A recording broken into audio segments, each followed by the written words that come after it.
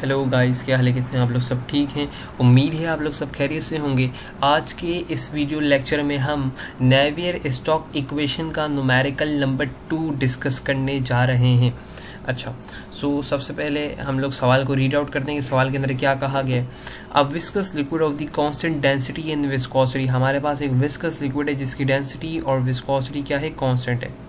False due to the gravity, जो कि fall कर रहा है ग्रेविटी की वजह से, between two vertical parallel plates, जो कि कितने डिस्टेंस के ऊपर है? जो कि 2h अपार्ट है, as shown in the figure.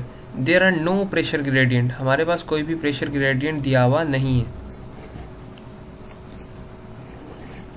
आगे कह रहा है क्वेश्चन में, only gravity confirms from the continuity equation and any supporting assumption that the flow is fully develop, that is W is equal to WX। कह रहा है जो फ्लो फुल्ली डेवलप्ड है ना, वो x एक्सिस के अंदर है, W is equal to WX। Analyse the given system with the aid of Navier Stokes equation to develop the expression for the velocity distribution WX। Velocity distribution मालूम करो, flow rate मालूम करो फिल्म के अंदर। All the assumption and condition required to simplify the Navier Stokes equation must be stated. जितनी conditions आप use करोगे उसको स्टेट करो कि आप लोगों ने ये कंडीशन इस्तेमाल की है। सबसे पहले देख लें, यहाँ पर हमारे पास दो पैरेलल प्लेट है और आपको फ्लो आपके पास एक्सिस भी दी गई है। और फ्लो कौन सी है? सबसे पहले तो देखो नेवियर-स्टोक्स कौन सी इक्वेशन कौन सी एक्सिस पे लगानी है। तो आपके पास Z एक्सिस के अंदर फ्लो हो रहा है, तो सबसे पहले सिलेक्शन होगी एक्सिस की, जो कि आप लोग किस एक्सिस में लगाओगे? Z एक्सिस में आप लोग नेवियर-स्टोक्स लगाओगे।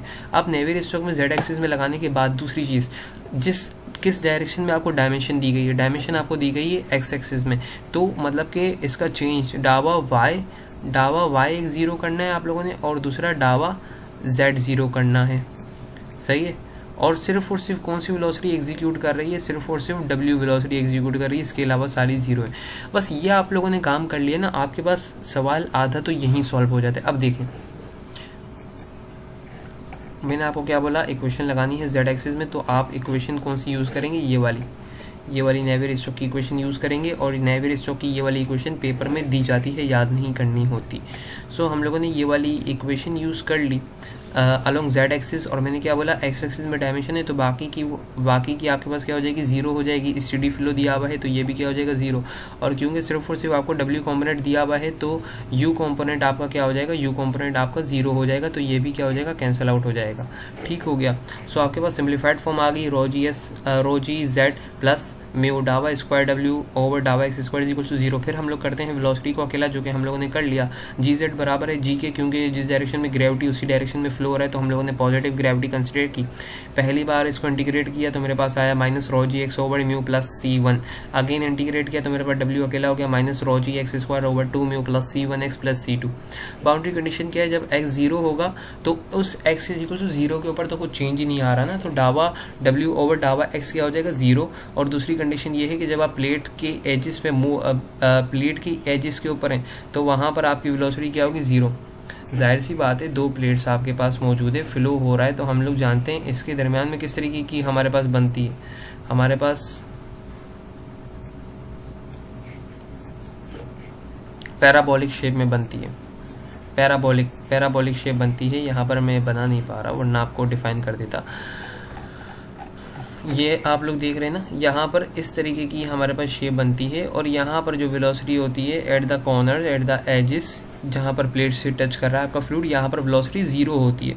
तो अगर वेलोसिटी यहाँ पर 0 है, मतलब कि हमारे पास W कॉम्पोनेंट क्या है? 0, x is equal two plus minus h के ऊपर। आप लोगों ने पहली बाउंड्री कंडीशन जब यूज़ की तो ये आपके पास 0 हो गया, x भी 0 हो गया, तो C1 क्या आ गया? 0। दूसरी बाउंड्री कंडीशन आप लोगों ने यूज़ की तो आपके पास W 0 हो गया, W आपके पास 0 हो गया। और यहाँ पर x आपने प्लस माइनस h सब्स्टिट्यूट कर दिया। सही है। प्लस माइनस h जब आप लोगों ने सब्स्टिट्यूट किया, क्योंकि C1 तो आपका 0 है, तो ये तो ख़त्म ही हो गया। और प्लस माइनस h सब्स्टिट्यूट करो तो क्योंकि x स्क्वायर है उसके ऊपर तो कुछ इफेक्ट ही नहीं पड़ता। C2 को आप लोगों ने अकेला कर लिया, तो C2 आ गया रो जी h square over 2 mu. Finally आप लोगों ने क्या किया? फाइनली आप लोगों ने W के फॉर्मूले के अंदर दोनों को सब्स्टिट्यूट किया, कॉन्स्टेंट्स को, तो आपके पास क्या आ गया? कंप्लीट W आया। ये आपके पास पहला आंसर। दूसरा आंसर निकालने के लिए आप लोगों ने क्या करना है? इंटीग्रल का साइन लगाना है, लिमिट लिखनी है माइनस एच से एच। फ्लो किस डायरेक्शन में दिया हुआ है, फ्लो आपको क्या दिया हुआ है, डब्ल्यू दिया हुआ है, और डायमेंशन किस डायरेक्शन में दी गई है, एक्स डायरेक्शन में डायमेंशन दी गई, तो डी एक्स आप लोगों ने लिख लिया। इंटीग्रेट आप लोगों ने इसको किया तो आपके पास हो गया minus rho g x cube divided by 6 mu plus rho g h square x divided by 2 mu, और लिमिट्स यहाँ पर अप्लाई कर दी। लिमिट्स आप लोगों ने यहाँ पर अप्लाई कर दी तो आपके पास सिंप्लीफाइड यहाँ पर माइनस लगाया, लोअर लिमिट आप लोगों ने यहाँ पर सब्स्टिट्यूट की है, इन दोनों को आप लोगों ने सॉल्व किया तो आपके पास क्या हो जाएगा 1/6 2 हो जाएगा, 2 ऊपर आएगा, 3 कैंसिल, 2/6 कैंसिल आउट हो गए तो नीचे 3 आएगा, 1/2 का फैक्टर पूरा 1 बना लेगा। फिर इसको सिंप्लीफाइड करूंगा, एलसीएम लूंगा, मेरे पास 3 म्यू आएगा। 3 म्यू आने के बाद यहाँ पर मेरे पास इसके पास क्या चला जाएगा, इसके पास 3 चला जाएगा, और दोनों को जब सॉल्व करेंगे तो मेरे पास आएगा 2 rho g h cube over 3 mu. तो यहाँ पर हमारे नेवियर स्टॉक के क्वेश्चंस, दोनों क्वेश्चंस का एंड अप होता है और चैप्टर नंबर 6 का भी एंड अप होता है। अगर इस पूरे लेक्चर के अंदर आपका कोई भी क्वेश्चन हो, कोई भी क्यूरी हो इस लेक्चर से रिलेटेड, तो आप वो कमेंट सेक्शन के अंदर पूछ सकते हैं। और थैंक यू।